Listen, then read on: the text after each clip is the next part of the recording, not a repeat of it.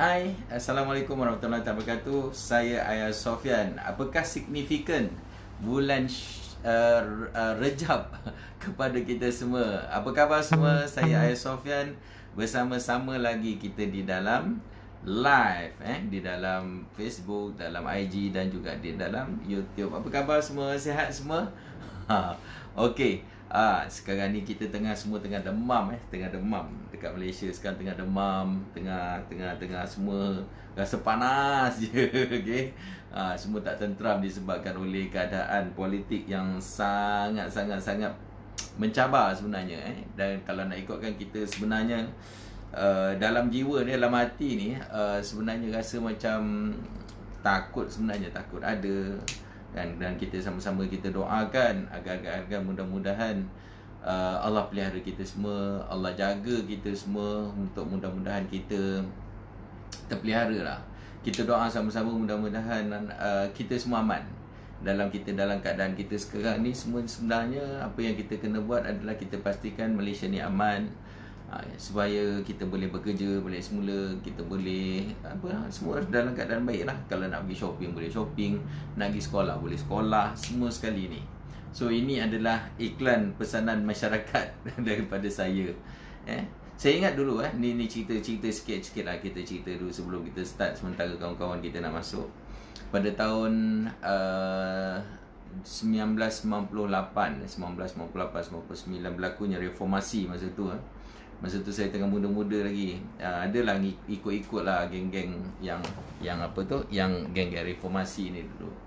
Dia menunjukkan sebenarnya, yalah masa tu kita tengah 98, 2008, 20 tahun lepas lah.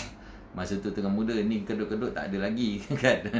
So memang aktif masa tu. Dan saya ingat masa tu berlakunya reformasi mengakibatkan banyak kedai-kedai terpaksa ditutup, mana kedai-kedai dipecahkan.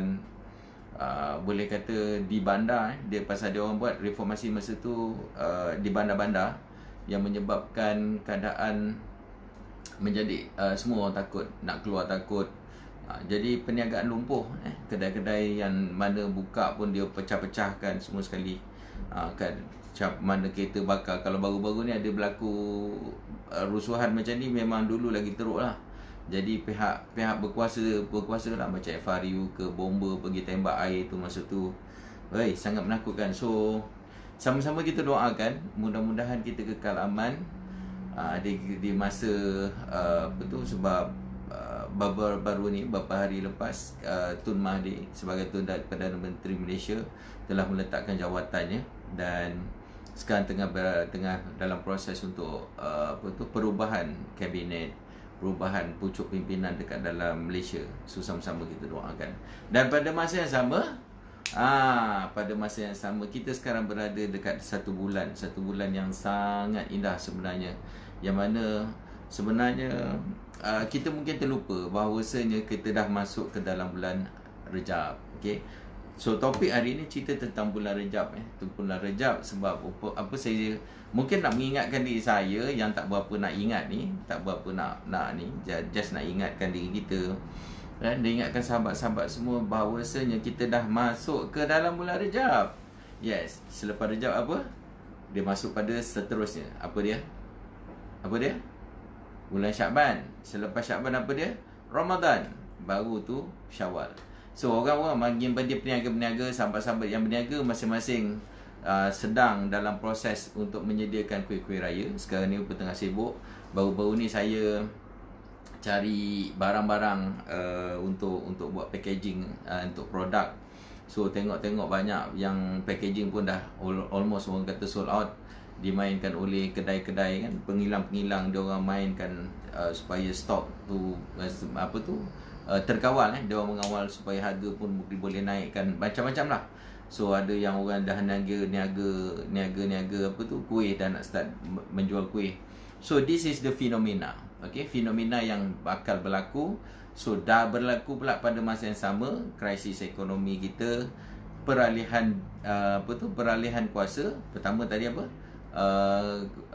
krisis ekonomi, peralihan kuasa, dan kita juga nak masuk kepada bulan Ramadan dan juga bulan raya. So of course sebelum kita masuk kepada bulan Ramadan dan bulan raya, bulan Aidilfitri ini, bulan Syawal, kita mesti melalui satu bulan yang dinamakan bulan Rejab. Okey. So, apa cerita sebenarnya? Sebenarnya saya nak sharekan something tentang bulan Rejab ni. Dia ni adalah satu signifikan dia kepada kita. Sebenarnya ia penunjukkan bahawa Allah menunjukkan pada kita sebelum kita masuk kepada bulan kemenangan, sebab dikatakan bahawa bulan Ramadan adalah bulan kemenangan. Di mana kalau kita mungkin tak terasa sangat, tapi kalau ramai daripada orang kita, orang Malaysia ni, ramai dia orang pergi ke bulan Ramadan, dia orang suka pergi ke Mekah, pergi ke Mekah, Madinah untuk nak merasai keadaan di sana.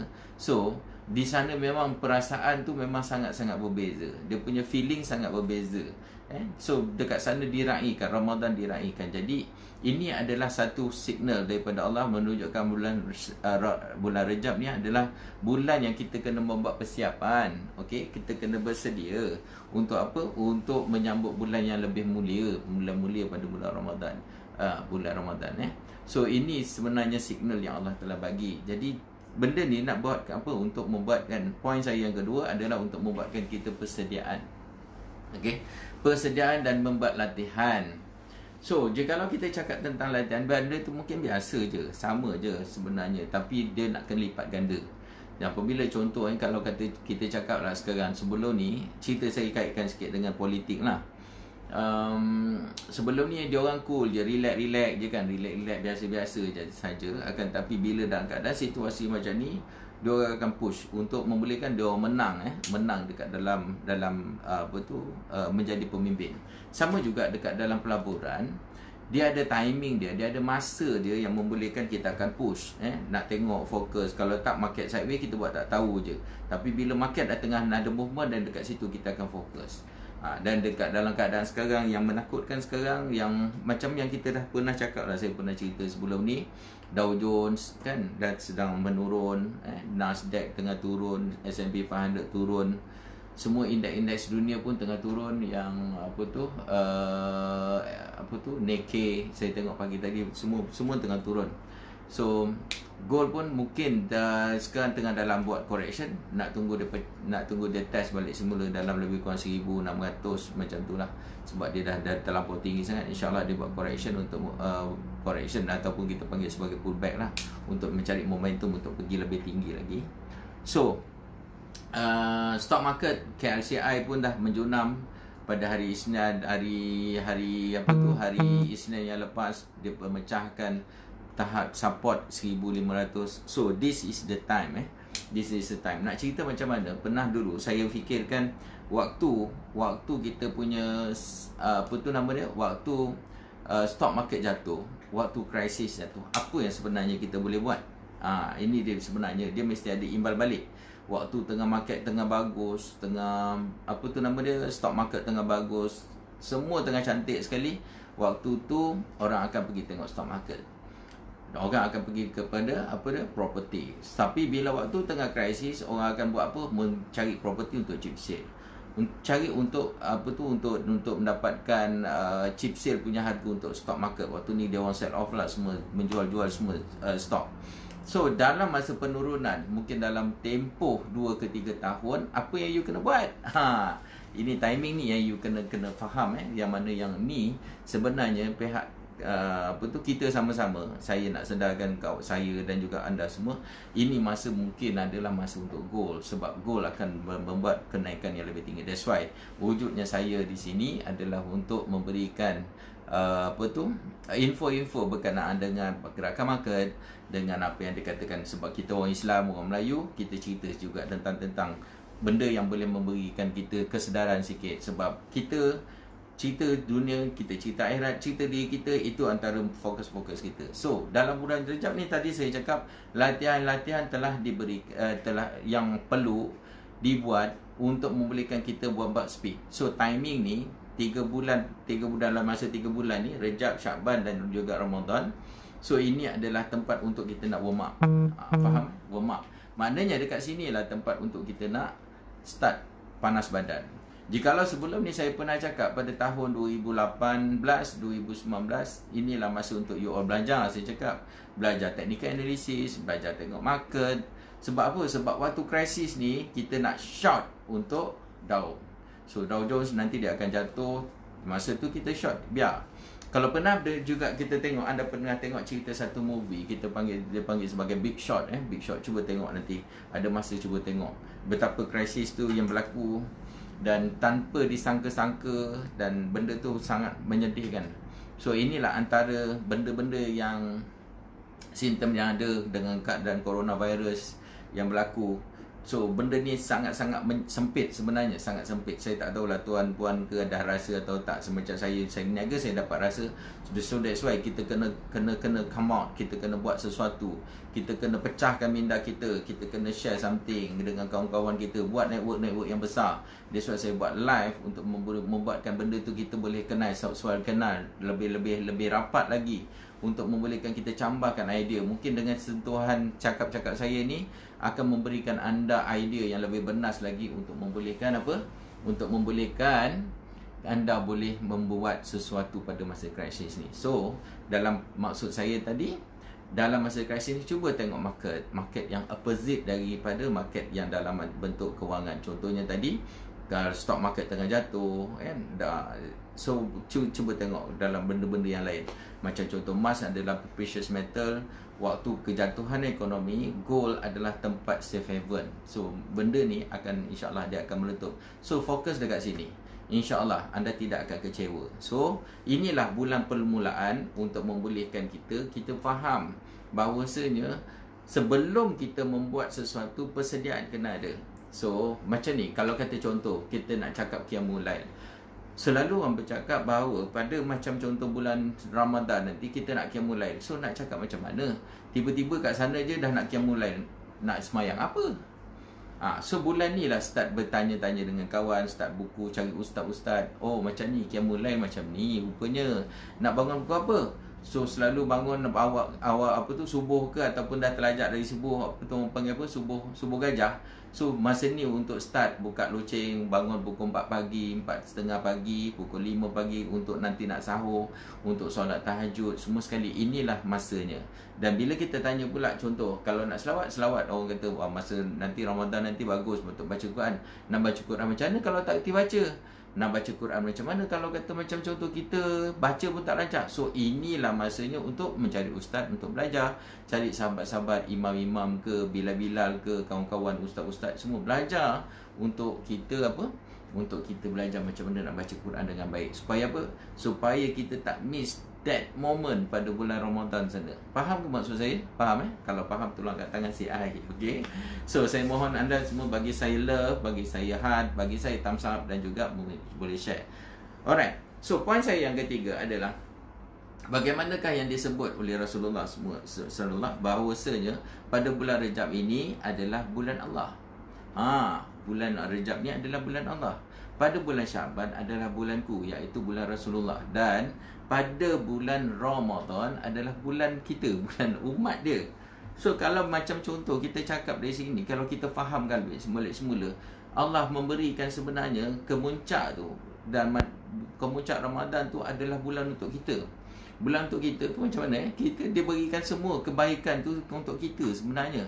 Dan jikalau kita lihat di sini sebenarnya, betapa indahnya susunan Allah. Dan inilah sebenarnya, kalau takkan kita nak ambil part kita je. Kita ingat balik semula, takkanlah Allah nak bagi untuk kita dan kita nak ambil part kita saja. So kita bermula daripada bulan Rejab. Ingat ini adalah bulan Allah, mana kita menanam benih sebenarnya. Menanam benih, kita tanam. Kita kalau nak harvest, nak apa? Harvest apa maksudnya? Kalau kita nak menuai, kita kena menanam dulu, betul. Kita kena cari benih, kena menuai dulu, tanam benih ni untuk membolehkan kita dapat hasil akan datang. So dalam 3 bulan ni adalah bulan yang paling best sebenarnya. Masa bulan ni kita menuai benih, tuai benih. Macam saya sebut tadi, jikalau tak tahu, belajar. Dan ini antara fasa-fasa yang penting untuk membolehkan apa?